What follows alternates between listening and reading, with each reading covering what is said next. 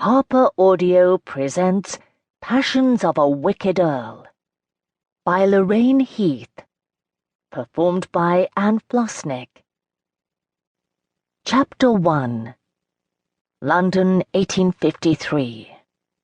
Morgan Lyons, the 8th Earl of Westcliff, unhurriedly trailed his fingers over the slender bare back, the appearance of which always delighted him, a light touch, barely there, as soft as a cloud drifting across the late afternoon sky.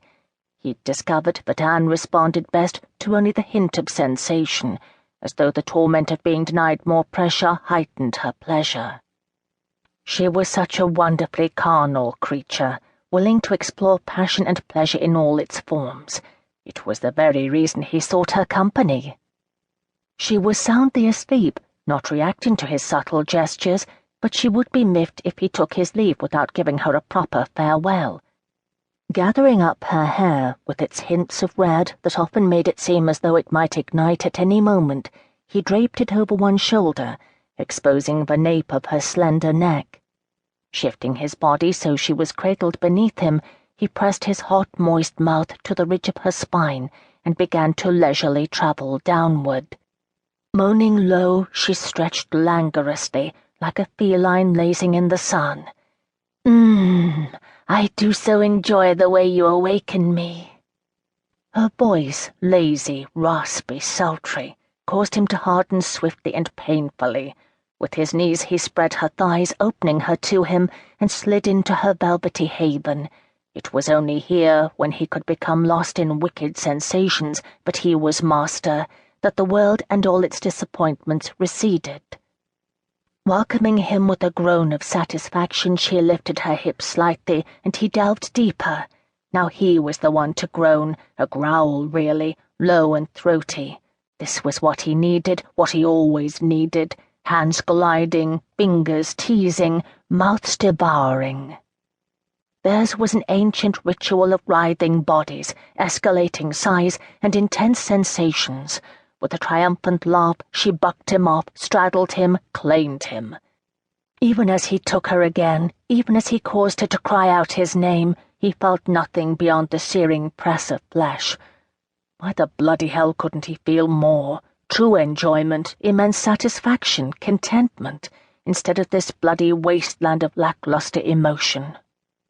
The room echoed with their grunts, their shouts, their cries. He knew how to touch, how to stroke, how to please, how to bring her the ultimate in pleasure. Even when she collapsed over him, he fought his own cataclysm, staved it off as long as possible, until it consumed him, came crashing around him. Replete, exhausted, breathing heavily, he lay beneath her. As always, it was never enough.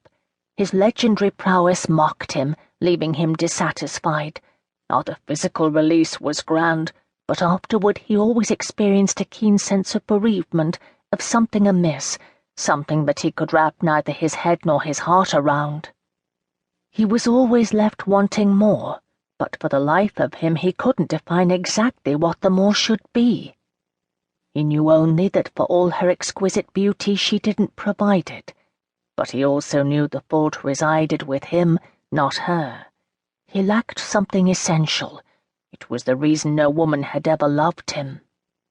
As gently as possible, he eased her off him. Her green eyes lethargic, she gifted him with a contented curl of her lips, a cat that had lapped up the last of the cream. He pressed a kiss to her forehead before rolling out of bed. He gathered up his clothes from where they'd landed on the floor when she'd first divested him of them hours earlier. It wasn't until he'd sat in the purple velveteen chair to pull on his boots that she scooted to the foot of the bed and said, "Tell me what's troubling you." He peered over at her, now wrapped modestly in the red satin sheet. She swung her legs off the end of the bed and grabbed one post. She gave the appearance of someone sitting on a swing, and he was reminded of a golden-haired girl he'd long ago seen in that exact pose. If he were capable of flowery emotions, he might have thought he'd begun to fall in love with Claire that day. Silly thought. "You've grown bored with me," Anne said succinctly before he could answer. Not that he would have. He was not in the habit of sharing anything that resided within him, he allowed only the outer shell to be available for her amusement.